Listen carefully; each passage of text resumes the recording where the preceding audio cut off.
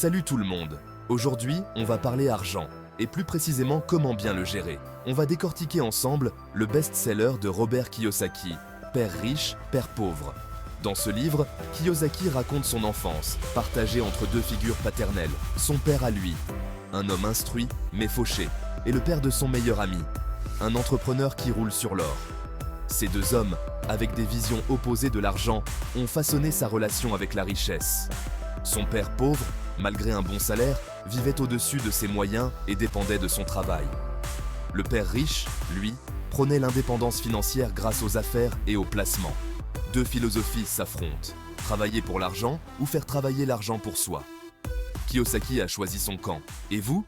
Le père pauvre de Kiyosaki répétait « Il faut étudier dur pour trouver un bon travail stable ». Une vision classique, mais est-ce la voie vers la richesse? Pas si sûr.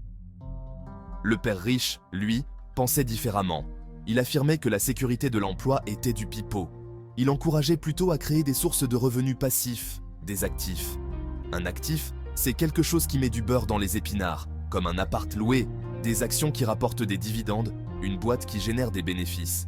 Un passif, au contraire, vous coûte de l'argent. Une voiture, un crédit à la conso, etc.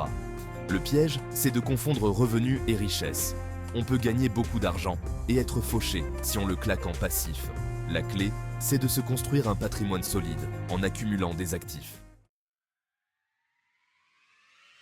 L'une des leçons les plus importantes du livre, c'est que l'argent doit bosser pour vous, et non l'inverse.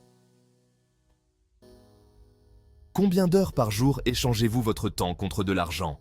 C'est le principe du salariat, et c'est un cercle vicieux.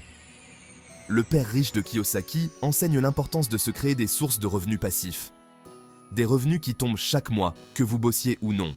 Imaginez, vous partez en vacances, et pendant ce temps, vos actifs continuent de rapporter. Bien sûr, ça demande du boulot au départ. Il faut apprendre à investir, à gérer son budget, à prendre des risques calculés. Mais c'est le prix de la liberté financière. L'un des messages forts de Kiyosaki, c'est l'importance cruciale de l'éducation financière. On nous apprend rarement à gérer notre argent à l'école, et c'est bien dommage. Connaître la différence entre un actif et un passif, comprendre comment fonctionnent les marchés financiers, savoir investir intelligemment. Ces compétences sont essentielles pour prendre en main son avenir financier. Le père riche de Kiyosaki encourageait à lire des bouquins sur la finance, à suivre des formations, à s'entourer de personnes compétentes. L'apprentissage continu est la clé pour démystifier le monde de l'argent et prendre des décisions éclairées. N'attendez pas que l'on vous dise quoi faire de votre argent. Prenez les devants, formez-vous et devenez maître de votre destin financier. On a tous déjà sorti cette phrase « Je ne peux pas me le permettre ». Kiyosaki explique que cette phrase est un frein à la richesse. Elle nous enferme dans un état d'esprit de manque et nous empêche d'explorer des opportunités.